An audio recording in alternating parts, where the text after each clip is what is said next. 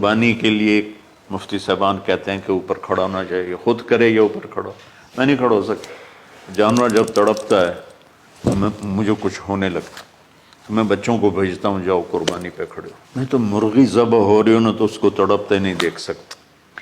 جیسے ابراہیم علیہ السلام کا تصور کر کے میری چیخیں نکل کہ انہوں نے جب ان کی کمر پہ گوڈا رکھا ہوگا یوں کر کے، ہاتھ باندھے پاؤں باندھے اور سر کے بال یوں اٹھا کے یہاں لائے ہوں گے سر کو، اور چھری یہاں رکھی ہوگی، تو کیا کیفیت؟ تو یوں آسمان کو دیکھ کر کہ یا اللہ کیا تم مجھ سے ناراض ہو گیا کہ میرے دل میں اسماعیل زیادہ اتر گیا ہے؟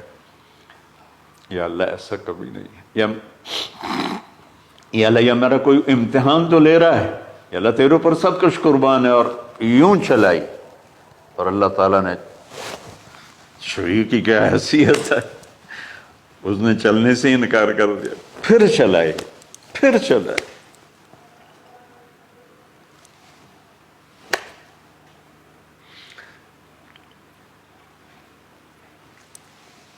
بعضی کتابوں میں ہے تو صحیح، لیکن روایت کی کتنی حیثیت ہو تو مجھے نہیں پتا، لیکن چونکہ یہ ایک تاریخی چیز ہے کہی جا سکتی ہے۔ کہتے ہیں پھر گئے اور چھری کو تیز کیا پتھر پر، تیز کر کے جب اور بال پکڑے، آسمان کے فرشتے 2 دفعہ روئے ہیں انسانی تاریخ میں، آسمان کے فرشتے 2 دفعہ روئے ہیں انسانی تاریخ میں۔ ایک جب ابراہیم علیہ السلام نے ان کی کمر پہ اپنا گھٹنا رکھا کہ سر کے بال پکڑ اور چھری پکڑ کے یہ کہا یا اللہ تم مجھ سے ناراض ہو، تو آسمان کے فرشتوں کی چیخیں نکل گئی۔ اور ایک جب اللہ کے نبی کو طائف میں پتھر پڑے کہ اللہ من یشکو الیک ضعف قوتی، تو آسمان کے فرشتوں کی چیخیں نکل گئی۔ جب ہمارے نبی کو طائف والوں نے مارا اس پر، یہ 2 دفعہ آسمان کے سب فرشتے روئے۔ تو پھر اللہ نے کہا بس، نادیناہ ان یا ابراہیم قد صدقت الرؤیا انا کذلک نجزی المحسنین، ابراہیم تو پاس ہو گیا ہے۔ چھری چل گئی، اور آنکھوں پر تو پٹی تھی، چھری چل گئی، پٹی کھولی تو سامنے کبش تھا، دمبا اور اسماعیل اور جبریل کھڑے ہوئے تھے۔ اس جانور کی قربانی ایک علامت ہے، اس قربانی سے ایک پیغام ہے کہ اپنے غلط جذبات کو اللہ پر قربان کر دو۔ ہم سے اللہ نہیں کہہ رہا بچے قربان کرو، ہم سے کہہ رہا غلط جذبات قربان کرو۔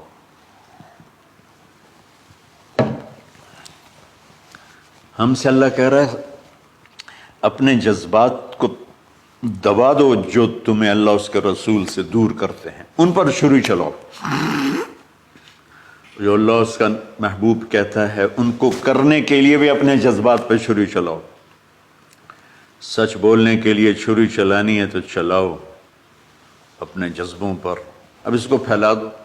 ساری شریعت میں اللہ نے جو احل حلالا، جو اس نے کہا ہے یہ کرنا ہے، اس کے لیے اپنے جذبات قربان کر دو۔ وحرم حراما، اور جو کہتا ہے نہیں کرنا، اس کو چھوڑنے کے لیے اپنے جذبات قربان کر دو۔ تو یہ ہے قربانی کی اصل حقیقت۔ جانور دمبے ذبح کرنا تو اس کی ایک علامت ہے، اس کی ایک علامت ہے کہ ہم، میرے نبی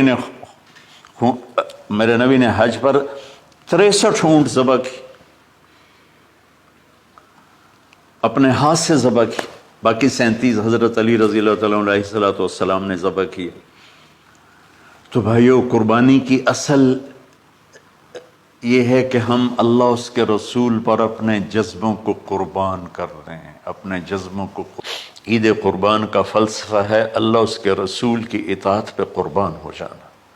عید قربان کا فلسفہ ہے اللہ اس کے رسول کی اطاعت میں اپنے جذبات پہ چھری چلا دینا۔